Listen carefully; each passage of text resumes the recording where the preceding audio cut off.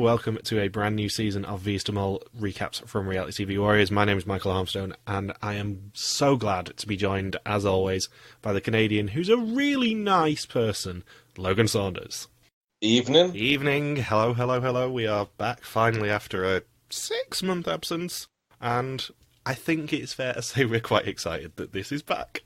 V is the Mall is back, and it's a season that they actually planned beforehand. Yay! Yay for forward planning rather than Colombia. And you can tell they planned it within about the first 20 seconds.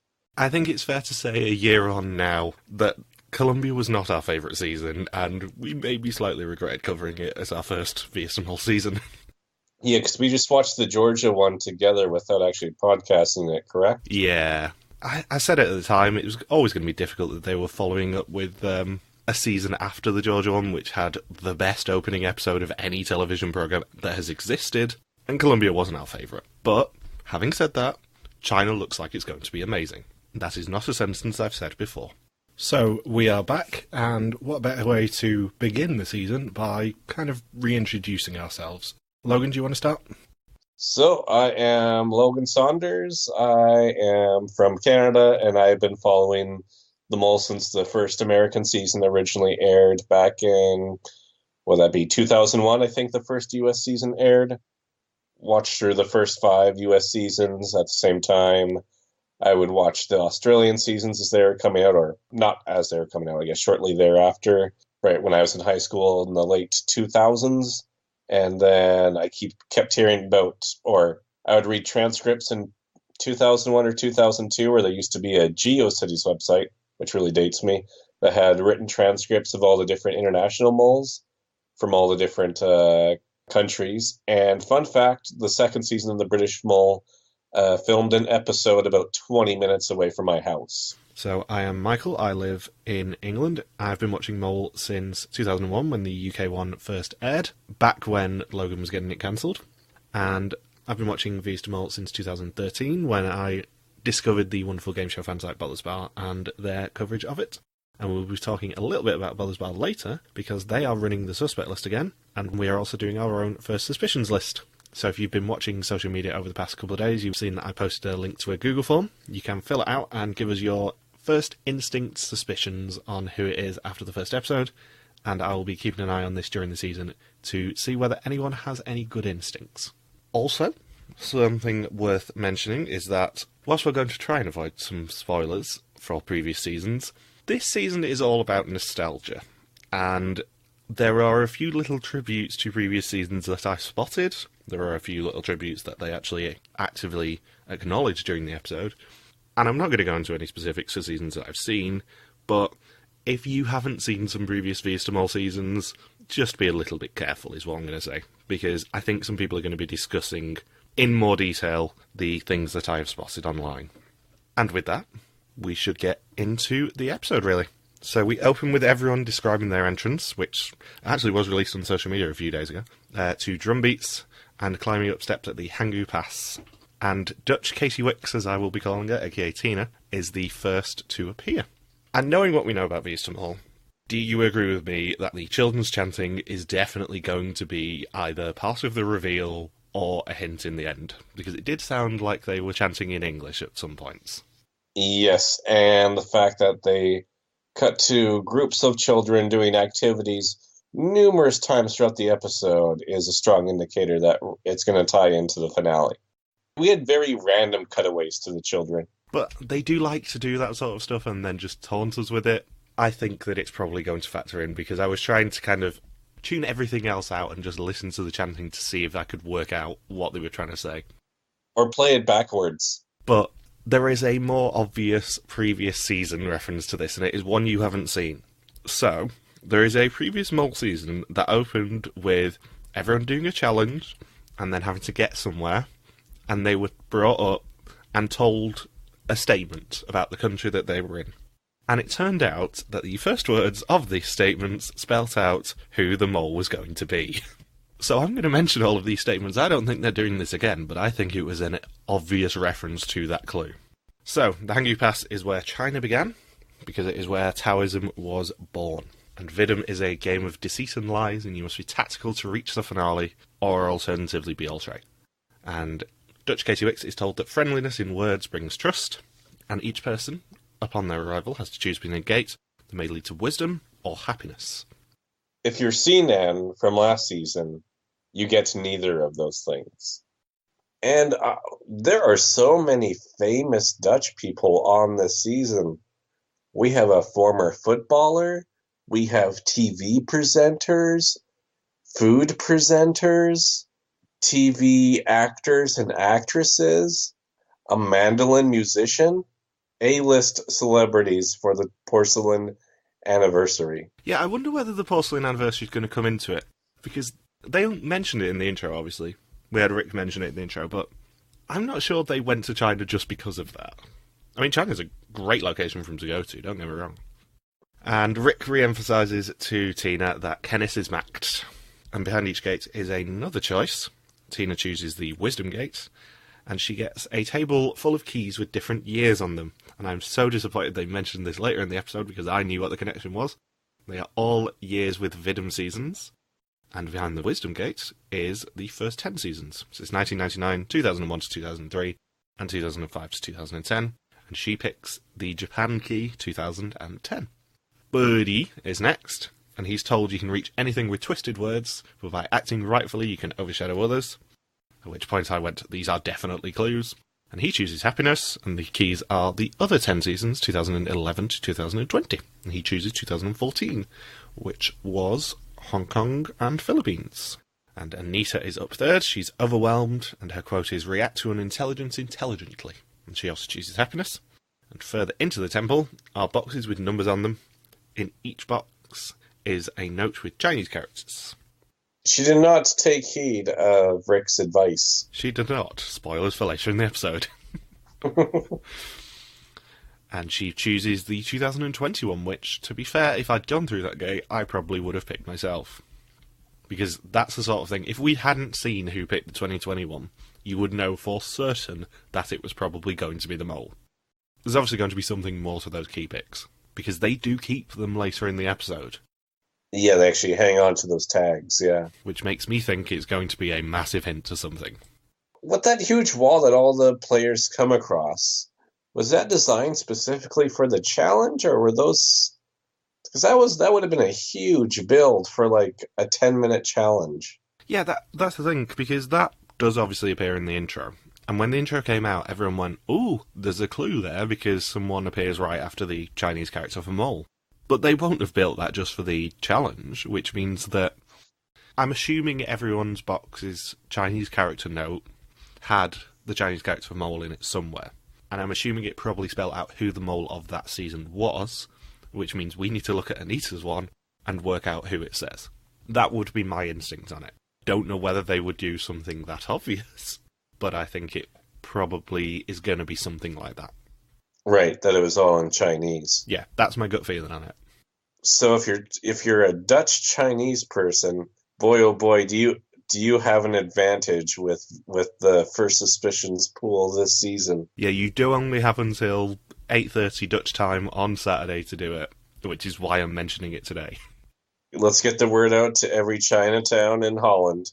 So Leonie is up fourth, and she's told that the wise keep a distance, but in reality are up front. And she picks Wisdom, because her clue hinted at it, and the 2008 key, which I believe was Mexico.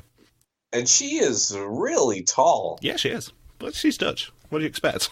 I know she's Dutch. I know that they already have like an advantage, but just seeing her walk through the market with the short Chinese people was quite the feat. No pun intended. To be fair, having been to Beijing, she's probably actually average height, but just everyone's really small. Like, we will get into this with the market challenge, but that challenge didn't shock me because I know how insane it is just walking around in China. Especially in the populated areas. Yeah. And under the temple is the wall with symbols, and they have to match their Chinese characters with the ones on the wall. And they have 10 minutes to match it and open a locked box. And there are a lot of lock boxes. Yeah, they did not cheap out on this challenge. No, I get the impression that I don't think a lot of people, including us, were that satisfied with the Columbia season. And I think that they were putting a lot of effort into this episode, especially to say, don't worry, we know what we're doing again. Yeah, because Columbia's season was a bit sloppy with overall production value, or giving us any information in the finale about what happened all season long. Did you get the vibe, like I did, that they might have been watching the Belgian version? Because this opening was properly cinematic. It did remind me of like how if the Belgian mole were to film in China, that is how I would picture it. Yeah, I think so too. So, Clace is next, and he's told that those who know don't speak, those who speak don't know. And he picks the Happiness Gate. And Buddy is the first to match his section, and he gets a green Riesling. And we find out many more people are going to get rice jellings. The thing is, this is now the third season in a row in Vista Mall where they've been trying desperately to get a first episode, everyone gets an exemption. They're trying to make this into an Oprah Winfrey style episode. However, it seems to be going more the way of the Georgia season, where they keep trying to give everyone an exemption, and everyone just goes, now we want money, rather than last year where everyone just goes, yeah, everyone could have exemptions. There's no harm in that. We'll just have a series of double eliminations. Apart from the fact that we then have the fun situation of they just randomly introduce black exemptions again, just for funsies. When was the last black exemption used? It would have been in... Was one used in Georgia? One was found in Georgia, definitely. But I can't remember whether it was used. I want to lean towards a no. Of course, it's been a couple of years and many reality TV seasons have aired since then, but I want to say it wasn't. They've been on a bit of a bad run with the black exemption getting used, because in the 2017 one, it was completely ignored. It only appeared once. It appeared in a funfair claw grabber machine, and nobody spotted it. There was just kind of a cutaway to it at one point. 2018, I think it was found and then not used. 2019, one didn't appear at all, because I'm assuming it was in the Yokas somewhere. And now, 2020, they just wanted to guarantee someone gets one. And have two people use one in the same episode. However, it then begs the question for me, do you think, knowing what you know about Belgian mole, that the mole was specifically told to go for the black exemption side? Actually, the one person who I suspect the most did play a black exemption this episode. Because I don't know. They could or couldn't. I'm in two minds about it, because either the mole was told straight away to go for wisdom because that would be the side that gets him a black exemption, or, alternatively, the mole was told, do what you want, because we know someone's going to go for wisdom, and someone's probably going to play the black exemption. Because that's the strategy with the mole, too, is if you know someone else is going to do something to sabotage the group, you can just tag along with it, because it won't make any difference one way or the other. Or rather, you can play for the group when you know other people are sabotaging it and you can't earn money for the pod anyway. It's a tactic that every mole loves to use. Yeah, I'm wondering whether the mole was heavily suggested to go for the wisdom side, but not necessarily told to, because let's be honest, as soon as a black exemption appears in an episode one where you know everyone else is going to use an exemption, I think you're probably going to end up playing it. Yeah, I agree. I was fully expecting them to play it, at least. So yeah, Tina is the first to earn herself a black exemption. And then Johan is next. He's told, without becoming smaller yourself, you can make others grow. And Nathan is told that it's more useful to light a candle to complain about the darkness. And then Anita gets herself a normal exemption, Leona gets a black one, and Clace gets himself a normal one as well. And then Yaika is told, the wise never strive for greatness. And in that way, they can live great things. Rob's told to avoid the difficult by doing what's easy, and both he and Yaika choose wisdom. And then Malushka is told that the wise know themselves, but doesn't show themselves, and she picks 2012, and only the 2011, 2013, 2017, and 2018 keys are left on that side. And then Rob finds himself a black Vrystelling, Nathan finds a normal one, Milushka finds something, but we don't know what. But given we know what side she was on, it's the normal exemption. And then we get the titles. And the episode title is Shielded. as in everyone was shielded from using their green exemption. And Johan is the only one who really wants to share information from the first challenge, and Anita is the first to realise that one of Tina and Booty lied about picking the wisdom gates, which is a false buddy. What's funny with Johan being the only one willing to share information is that to really up the ante, he should have just started reading aloud from his journal, just to confuse the hell out of everybody on the first day. Volunteer every information about himself that could possibly come up on a quiz. Reveal all of his suspects and exactly how he answered every single question on a quiz. I had such fun yesterday watching Maeve, who does our Survivor blogs, watching Vidum for the first time, because she was just sending messages to our group chat just going, "Oh my god, Johan, you're an idiot." And it was just making me laugh so hard, because she's never seen that archetype before on Vidum. I know that archetype very well. I know he's probably going to do quite well, but probably never find out who the mole is. Yeah, like get to 4th or 5th or something. Be the comedic relief of the season. Yeah, he will either go out really early or really late, or maybe even make it to the finale and lose, because that's happened before. I feel bad for whoever he has volunteered as his choice for being the mole, that if he gets executed, then that person knows that they can't be suspected by anybody else anymore. It's like, well, Johan just said that he suspected me since day one. Now no one else is going to pick me, and my game has just become a lot more difficult in order to win. Yeah, but he suspected Anita. Which is hilarious, that he suspected the person who was executed first. Even if Anita hadn't gone this week, spoilers, like, she would have been my least suspicious, I think. Because there's no way you can fake her reaction when she came up those stairs. I think it was pretty obvious pretty quickly that she was definitely playing and definitely kind of in the moment and not laser focused like a mole should be. No, she was very giddy right from the first minute. Right from the gate. It's understandable that she was that giddy, but also there was not a chance in hell with her first reaction that she was ever going to be the mole. Most older women on Vidum are giddy in general. Yeah, most older women are very fun on Vidum. And tend to go home quite early, as we have found out in quite a few seasons. Yeah.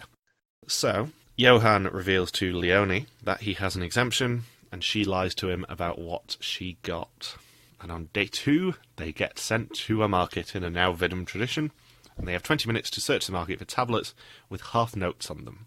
And they have to take a picture, as we find out, of the tablets, and combine them on a board to match them up and earn the money. And they have to take the photos using the mobile phones of everyone around them in the market. The rules are, they're not allowed to take the photos, and they couldn't take more than one photo, despite the tablets having a slideshow of note halves. And this is going to bring up something that I said to you a few days ago. We need to talk about the mole money. Because at the end of last year, as a special treat for the fans for the porcelain season, production said, "We want you to design the mole notes." And I knew exactly what was going to happen. It's a mix of really good and children's drawings. Some of them are very bad. Some of them were actually designed by the kids who were playing the drums in this episode. I really wouldn't have been surprised. But also, to add into that, the fact that there is no consistent theming of the money this time, so like last year was Mole House, which were very well designed. The fact that there is no consistency means that this task is 10 times harder for them, because they don't even know what the notes are meant to look like. And knowing what the mole money looks like meant that I knew that there was at least one negative note in those slideshows. I definitely saw half of a -100 note in there, because it's the red one, the actually not badly designed one. And the mole wasn't able to trick people into taking pictures of that one. A picture of that one. Not that we're aware of. But adding into that, when you get a challenge like this, the mole's best tactic is to create chaos and just send everyone running in every direction. Because the only way to win all of the money, which is €2,500 in this challenge, is to find the two halves of the 250 note, which is the only one that would actually pass for another season's mole money, and make sure that you just keep taking pictures of those halves. That is the only way to make all of the money in this challenge. Because you could only have 10 notes, and the highest note that was there was the 250 one. Every time. And they definitely didn't do that. Nope, somehow they managed to mess this up royally, and I just had one note, which was, this is a great challenge to introduce them to the insanity of China, because even as Rick is introducing the challenge, everyone around them is going, ooh, what's this? I'm going to record it with my phone, not even take pictures, record it, and put it on Weibo. And talk about it with my friends on WeChat. Where would you place yourself as the mole in this challenge? I wouldn't about pretending to gather people or just be with somebody else who was like as frantic as me or more frantic than me and just play off of that to ensure that the locals were as confused as possible and what notes or what pictures to take and have everyone just yelling over each other, and then somehow you end up taking 10 pictures of the same note, not following the rules, and then you have a worse start than the Columbia crew. So my thoughts on this is, you either put yourself at the board, because you can control what notes are there, and if they're doing a bit too well, you can just start swapping phones around. Or, alternatively, you try and go off with a Chinese person and take photos with their camera yourself, or make sure they take lots of photos themselves, or you just run around causing havoc and trying to, not even sow discontent, but kind of make everyone get a bit frantic. The problem if you're up at the board, especially when it's only you and one other person, is that it's a lot more focus and a lot more scrutiny for all of your actions. It's much better to be just one of the other 8 spread amongst the market because there's not as much consistent accountability on you. It is, but if you, as a mole, immediately get a picture taken of a 250 note or whatever, and then make sure that they take one more photo on that phone is then burned. And then you can just go up to the board and make sure no one else earns that much money. Do they call that a burner phone? They do in Haunted. The thing is, if you know that Rick is going to say at the end, some of the phones had multiple pictures taken on them, that is your cover for that straight away, and then nothing else that is messed with the board gets mentioned. I guess that's one way of looking at it. Can you tell I'm already very much in a tunnel vision on the one person who was on the board all the time? Yes. I just don't think it would be the smartest place to be for the first challenge. It might not be smart, but it is a fun way to sabotage. With Buddy and Johan. And one thing that I kind of thought of when we had the brief introductions, because the introductions to everyone were a lot shorter than normal. Usually we see a little VT of the person. I'm a TV presenter. I'm also a TV presenter. I'm also a TV presenter. Yeah, if we see them say, I'm a TV presenter, we usually see a clip of them on the TV programme, or if they're an actor, we usually see them acting, or if you're a folk musician who, for some reason, keeps wearing denim overalls, you'd probably see them at a festival or something. Yeah, or if you're Niels, you're just living in a box outside of an apartment building in Amsterdam. Yeah. I mean, usually we would see that, but one question that kind of came up for me is, would the mole ever say that they could be a good mole? Because someone did say it in their intro. I think it was Leone said, yeah, I could be a good mole. Yeah, just have this one guy who's all roided up who gets picked to be the mole, and he's like, I'm going to be the best fucking mole of all time. No one's going to be better than I of all time. If they pick me to be the mole, I'm going to sabotage the shit out of everything. And then they're the mole, and everyone suspected them from day one. And Johan did nothing in this challenge. He was there. He was entertaining the locals. He couldn't convince a woman to stay behind for 3 minutes instead of getting her pedicure. But he did nothing. I wonder if they were allowed to, like, if the person was trying to leave with their phone, if they could just physically grab their arm and just hold them against the wall until time was up.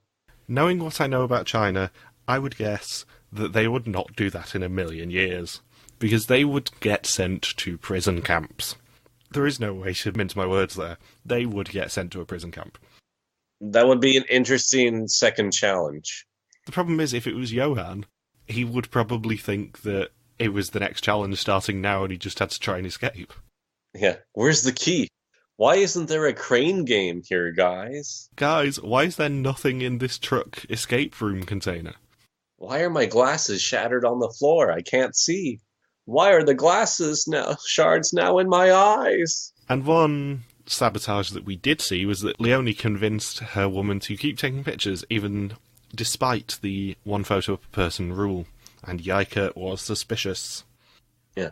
Yaika, I think, was actually the most suspicious in this task because she tried playing it off that everyone else was sucking in terms of creating chaos and franticness. But Yaiki, she was actually consistently jumping in and cussing people out, which I think was the true cause of the chaos. So she is at the top of my suspect list because of that. So Nathan finds a tablet with two halves of €50 notes and tries to bring them both together. And one phone comes off the board because the owner needs it, and Johan has to contemplate whether he wants to go to a Chinese prison camp. And they obviously play this challenge incorrectly, because they should have done the two halves of a 250 and ignore everything else, and they earn a massive €150 out of a possible 2,500 for the pots, because a lot of the phones took multiple photos. All I could think was when they got that prize money was, wow, I think that's the smallest positive amount I've ever seen earned for a challenge. They'll never be able to top that. Hold my beer. Hold my Heineken. And if you were going to put anyone in charge of the pots as treasurer, who would it be out of this group? Well, I would say if I had to avoid Johan, I guess my backup choice would have been Anita. Basically, it would have been anyone but Johan, I think. He's probably going to eat the money as a joke, like actually eat it. Really wouldn't be surprised. Yeah. I forget it, brother. And then, yet again at lunch, the topic of the first challenge comes up, and who actually got what, and all that sort of stuff, and I think by that point everyone was kind of working out that either it was black exemption, green exemption, or nothing. Why would you volunteer that you opened a box? There is no reason whatsoever to say you could open a box. It doesn't make sense. Or have 9 people say they open up a box, and then the 10th person just comes up with the most preposterous story possible. Like everyone says, "Oh, I had a black exemption, green exemption, or there was nothing." And the one guy said, "Oh, I don't have any boxes, but I found a few dogs and some ice cream." And then everyone's just thinking, "What the hell is with this guy? Why is he on the season? We can't trust him at all." And then you find out that guy's name is Johan. I just don't understand why anyone would immediately volunteer that they could open a box. You just say, "Oh, I messed up. I wasn't able to open a box. It was a shame, really." Because you should never volunteer that information unless someone else was there when you opened your box. Yeah, everyone should have just played it cool. But it's funnier this way, though, when everyone is oversharing information. Oh, it's funnier, because then we get black exemption again at the end. But just as a player, there is no point in doing it. It's just stupid. I guess people aren't playing their cards quite as close to their chest as they did last year. We're not going to get a repeat of Mural. So after lunch, they are taken to their third and final challenge for the episode, and they are trapped in pairs in the back of trucks and have to free themselves and repark the trucks to spell out the amount of money they will earn from the challenge. They have 20 minutes and a maximum of €2,100 to be earned. This is for saying, hey, on my second day in China, I was locked in the back of a truck. Typically, you don't get out of those situations unscathed. No, ordinarily, when people say that, you then have to ask, have you still got all of your internal organs? Did you wake up in an ice bath? And if your answer is no, then more than likely you got off lightly. Yeah.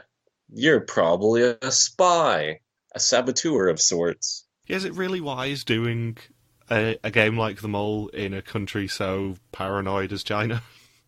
Yeah, like, can you imagine pitching this to the government to film the show in their country? So, okay, we're a Dutch production crew. We're going to bring 10 people into your country to play this game, and one of them is secretly performing acts of espionage within your country. I swear we're not trying to do anything. And the response that they got off China was, yeah, that sounds kind of like every TV program over here as well. In fact, we have a spy in this room right now. As long as he says you're a double agent for us. I've gone into this before, but when I was in Beijing, it was, as Rick says in this episode, a very big culture shock for me. It did always feel like I was being watched. It never felt like we could really go anywhere freely. And it's the only place I've ever been like that. It was really very odd. But I mean, as a 6'5", very white dude, people were just coming up to us, like in the markets or whatever, and trying to sneakily take selfies with us and things. Did you tell them they were only allowed one picture and they could only take a picture of half of you? I did require them to give me half a note every time they took a picture of me, yeah. And then you hang up their phone on the wall of the market stall. Yeah. China is a very alien place, I think. So I kind of get the culture shock that they got with, especially the market challenge. It kind of rang true with me. What did I say the biggest culture shock for me was? I guess probably Egypt was the biggest one for me, because I didn't do a tour of Egypt. I actually backpacked through the country, which had yielded some very interesting experiences. Yeah, I don't think that conversation really ever came up for you. It was more me going, yeah, China was weird. Yeah. So in the first truck, it is Rob and Leonie, and they have a lot of buttons, and they have to press all the buttons at the same time to release their key. And their truck has a 0 on it. And Clace and Tina are in one together and have lots of photos of all candidates, and they have to remove photos based on the categories. First is they have to remove any group photos, and then photos that feature yokers. Next is photos from tests, assignments at the water, and previous mole presenters. And if you don't know your previous mole presenters, you really should crib on them, because Angela is a legend. And it was funny that who was it? It would have been Clay's, who was like, "Who is this guy?" And Tina had to tell him, "That's Carol." See, I wonder with that category whether they included like the guy who hosted Vidum Junior years ago, who wasn't Art, because they've done 2 junior seasons. If it was just Angela, Carol, Peter Yan, Art, and then Rick, it's not too bad. But if you then start adding in the weird spin-offy ones... Anderson Cooper, Grant Bowler's on the wall. To be fair, Anderson Cooper was already in there because Clace looks like him when he wears glasses. And do you see the way that Clace ran in the beginning? Along the wall, it's like, who runs like that? He's running like Luigi from Super Mario Brothers. He's the new Amanda Kimmel. Oh, James. And in removing these photos, it spells out the numbers that they need to put in on the tablet to get out. But uniquely, their challenge will only allow them one attempt before they get locked out and lose all of their money. And that happened to them. Yeah, and most importantly, they are in the van with a 1, which means that if they don't get there, the maximum that the team can earn will be €200. At least it's more than the previous challenge. They didn't completely leave them to hang out to dry. And Yaika and Johan are in a truck with a jerry can full of water and pipes to move it into another pipe to release a duck. And they are in the van with a 2. And Milushka and Nathan have 4 crane games. And she grabs a mole out of the first one, which is actually quite impressive because those things are hard. And they realise that the numbers of moles in each machine is their code. And Anita and Buddy are the final ones, and they have a seemingly empty cabin, and there is just a key hidden in there. It doesn't matter what they do, really, right? They just have Yeah, they just have a key. They have to just search for a key in a dark cabin, which is kind of a lame thing. But the interesting thing is the interference, because I'm assuming you thought the same thing I did when you were watching it, like, why is there interference on this file? Yeah. Was that intentional? Was that in the broadcast? Well, I found out now that was intentional. Well, that's definitely a clue. Yeah, it's definitely a clue. The interference was apparently intentional. It's like Andy Kaufman. He's going to make everyone think something's wrong with their computer or TV set. And our final introduction is to Milushka, and she says she's not a very social person, but she is obsessed with food. Well, no kidding, she's not a social person. We didn't learn who the hell she is till the end of the episode. And the first team to escape are Milushka and Nathan. I wrote down the number plates just to be safe, because A, this is the sort of thing that always comes up in the questions, and B, sometimes these are clues, but I don't think they're actually clues this time. But they are in the Euro cabin. So, without them escaping, the team would earn nothing regardless. So they were the most important one, and they were able to escape. You needed the Euro symbol. The implication for me is that it was deliberate, that it was meant to be the crane game one, then the jerry can of water, then probably the old photos, and then probably the key in the cabin, and then probably the buttons. That's my suspicion on it, because I suspect it was probably meant to just kind of go Euro, then Euro 2, then Euro 2-1, then Euro 2-1-0, and then Euro 2-1-0-0. But obviously, there's no proof of that. Right. That makes sense. Yeah, and we kind of mentioned this when Belgian Mole did coffin escape rooms, but escape rooms are not very interesting to talk about. Unless they're in a coffin. Unless they're in a coffin with people having a limited air supply, yeah. So, time runs out, and they have only 3 trucks parts, and earn a huge €20 for the pot, giving them a total of €20 out of 2,100, and an episode total of €170 of a possible 4,600. That'd be less than 1% of what they could potentially win for the challenge, right? Which has to be that's got to be a record. Yeah, it was very impressive. And they are warned by Rick that the next morning will be the first test and execution. You got to play hard for those €170. And that can buy you like 5 nights at a hotel. Where are you staying? Or no, this is Holland. This is Amsterdam. That gets you 2 nights at a hotel. So the 2 major sabotages that I can see in this challenge were Johan parking in the wrong space, because he's an idiot, and either Clace or Tina removing too many photos. Because that one, all you really need to do is remove a couple of extra photos, and that is done. It's unwinnable. Yeah. After you remove a few photos. Yeah, because that number that you see completely changes in the gaps.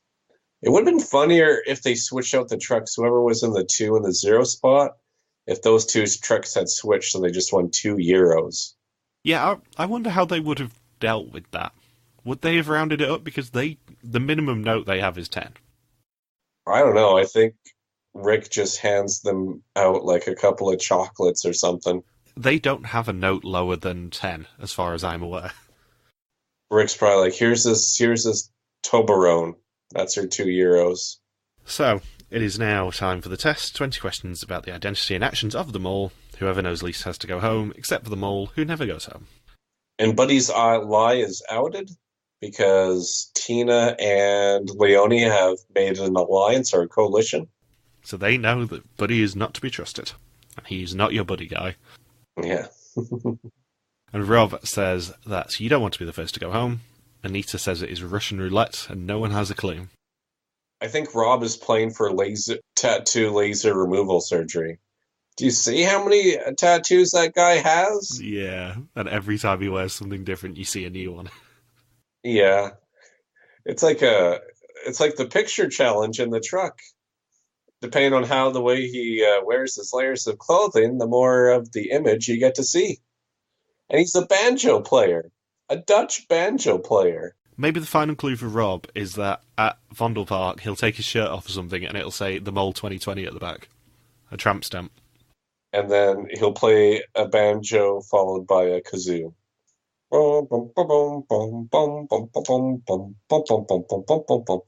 That's apparently what a banjo and a kazoo sound like. Yeah. Gulp. Gaha. Leonie says you have to use your gut and keep thinking, and she suspects Tina, Anita, Johan and Buddy. And Buddy suspects Leonie because she didn't know how to put a screw in, and he plays his exemption just to be safe. Anita suspects Milushka, Tina and Rob, and she plays her exemption. Tina doesn't suspect Nathan or Yaika, and Johan could be the mole but is chaotic.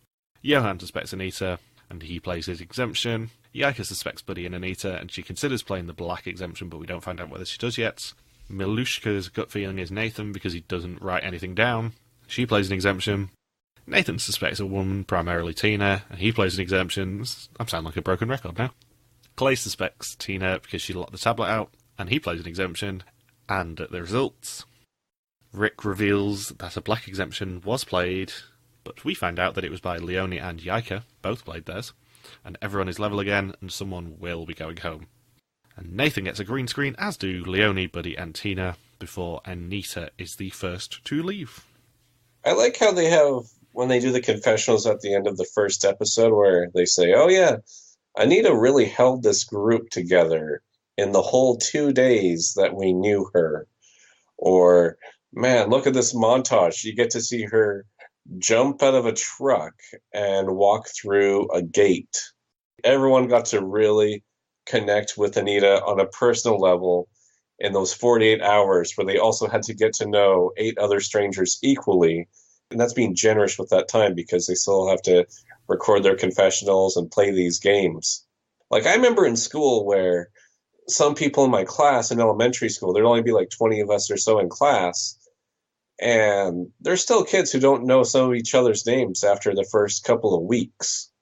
So in a group of 10, with Rick and producers, and being in the middle of Chinese markets, like how well do you actually get to know the other 9 players within those 2 days? Especially when you're sequestered in hotel rooms too, overnight. I mean, the first test and executions are always difficult, because if someone goes home, which production seems to try and not make happen, but if someone goes home, you really don't know them. And it has been said on Dutch Mole before, when they've got to the reunion, like, one of the first boots went, I've just been watching from home. It's been really weird for me being here, because it's been like being in my TV. I don't even kind of remember being on the show because I went home that early. Yeah. Like, what was in Anita's montage? I'm trying to see if I actually wrote down her montage. I think it was her crying and jumping out of the truck. I don't think we really had anything else. Yeah. Like, I don't know if you remember, there was this one American TV show about 10 years ago that did like a parody, where they had a bunch of comedians, and each week they parodied a different reality show until they got a winner. And they did like Big Brother, I think, the first week. They did a parody of Big Brother, and they decided to have like a surprise eviction within like the first 10 minutes as a joke. And they're like, they announced who was evicted by so many votes, and the host, or it was somebody that you didn't even really see on camera. They were just suddenly evicted and leaving. And the host is like, do we even have enough for a montage of this person? And they play the montage, and it's him just getting up out of the chair and leaving to be evicted. That's what it's like with these first mole evictions. She is basically the random American comedian who we never saw. Yeah. It'd be like if you gave Jonathan and Wanda their own montage of everything they did upon their exit, like halfway into the first episode of Survivor Palau, or Melissa McNulty in Survivor Fiji. Like, I know what they're trying to go for, to have each player have their own exit. But if they're exiting in episode 1, and there was only 2 days of filming, how much material can you have, really? Well, yeah, but at least they did her at least they tried. Yeah, I know they have to give her something, but it's just hilarious. Like, it was less than 48 hours into the game. You probably know more about the random Chinese people in the markets than you do about Anita. So everyone cries that she's gone home, and Yaika says that she believed Tina and Buddy when they both said they had nothing, so she played her black exemption out of fairness, not realising that, Buddy played his exemption, Tina definitely didn't, and both her and Rob still have black exemptions. What a mess. And Anita says that she would have felt terrible if anyone else had gone first, so she's glad it was her. At least it wasn't like, who was it? Ava? Was that her name? Where everyone thought she was the mole, and then she's like, you know what? I probably could have won this game, but I kind of quit. And next time there is defusing some fireworks, Chinese taxis, and mopeds. And interestingly, I spotted that there is a diary of a loser on the website now. So every time someone loses, there's going to be a diary from them. And is it just a picture of Sinan on the front of the diary? Yes. So what were your thoughts on the first episode? Much better start than the Columbia one, and I don't know how this group is going to get along together in terms of entertainment value, but I am optimistic. And one other thing I will add is that for all the grief that we kind of gave Rick last time, he's much better in this premiere. Oh, he is so much better. He's sort of settled He's into mysterious. the role now. Yeah, he's kind of found his groove, I guess. Which is good, because obviously I like Rick. I think he's very nice. He was very good at the finale, and I'm very glad that he's much better now. So, 2 last bits of housekeeping. Let's go for the predictions pool.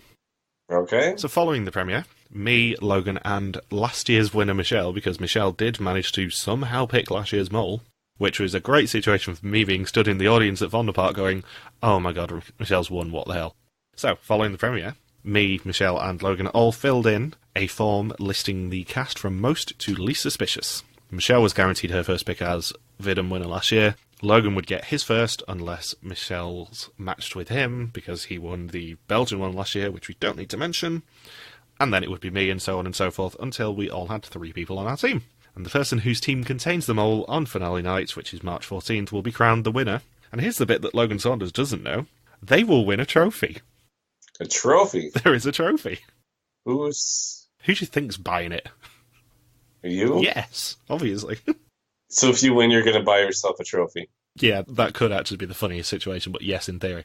I have had discussions over the past week or so with Anthony Williams going, do I buy an overly large trophy so that Logan has to carry it around Europe with him? But no, it's going to be a pocket-sized trophy. It's not massive. I'm not that much of a knob. In the event that I win, I will obviously gloat incessantly until I lose in the Belgian one. It's like a fantasy football league. And the big twist to our pool this year is that during the season, each person has the use of 1 Switch. In addition to being a fantastic video game console, #NotSpawn, the Switch gives you the power to trade someone from one team with someone from another. There is no requirement for either of these teams that you're switching between to be your own. And it does not expire in the event that all of your team are eliminated. And that is deliberately worded because, let's be honest, I'm probably going to lose, and therefore I can wreak havoc with your 2 teams. It's like a blue shell, or like the bombs in Mario Kart 64. Exactly. And switches can only be used until the episode in which the final 5 becomes the final 4. If there's a final 5 non-elimination episode, switches are still valid until that final 5 is no more. And switches can only be used before an episode airs, which means the switch form will close down between 8:30 PM in the Netherlands on a Saturday night and only reopen when the episode is subtitled. And this means that in theory, someone could switch someone from their team with the person who's about to get eliminated. And I'm hoping that happens because it will be hilarious. So, Michelle's first draft was Tina, then Logan picked Yaika, I picked Buddy, Michelle picked Milushka, Logan picked Clace, I picked Leonie, Michelle picked Nathan, Logan picked Johan, which means I was left with Rob. And these will be available in graphic form by the time this episode comes out. I like my team. Yeah, I'm pleasantly surprised that I didn't get shafted with Johan, I'll be honest. Because I'm fully expecting Johan to not be the mole. He's the one person I can pretty much guarantee is not the mole right now. He got a lot of airtime. A lot of airtime. He did, because he's the comic relief. So I was pleasantly surprised when I saw that he was not your last. So, as of now, basically, the switches will be active, so if anyone wants to switch anyone out of their own team and move them and everything like that, they can do. And there will be an update each week until the switches are no more. And the final bit of housekeeping is, of course, that I will be at the finale on March 14th. I will more than likely be bringing the trophy with me just for funsies. But we are also launching a campaign today, which is to try and stop me having to stand in the crowd. So, if anyone knows anyone in production of Vidum that could get me a VIP pass or anything like that, because I know it exists, that would be much appreciated. And if you are tweeting anyone to do with production, please include the hashtag #MichaelNeedsVIP. Because Michael does need VIP. Michael was knackered after standing in Vondelpark for 5.5 hours last time, and would really rather not do that again. It's good. You get your steps in. Well, you don't, because I had to stand in the same spot without going to the toilet or eating or drinking, because I didn't want to lose my space, because I was second row. And also, because I am going to be at the Vidum finale, there will be another, hopefully, diary of a Dutch mole finale. Assuming I can get enough content, that will be an episode in the week of March 14th. So, have we got anything else to say? Nope. I think it's time for me to sneak in 2 hours of sleep before I teach. I think it is as well. So we will be back next week. Thank you for listening to our V's to Mull recap. We'll be back every Wednesday afternoon for the rest of the season to recap everything. And don't forget, you can contact us on Twitter, Facebook, YouTube, or Instagram, where we are at RTV Warriors, or you can email us at contact@rtvwarriors.com. Logan's on Twitter at LogSuperKawaki, and I am MJ Harmstone. We will see you next time, and don't forget, this week, fill in our First Suspicions form, which will be linked everywhere, and you can get involved, and I will be recapping everyone's First Suspicions lists over the next season. See you later. Peace out and just chill till the next episode.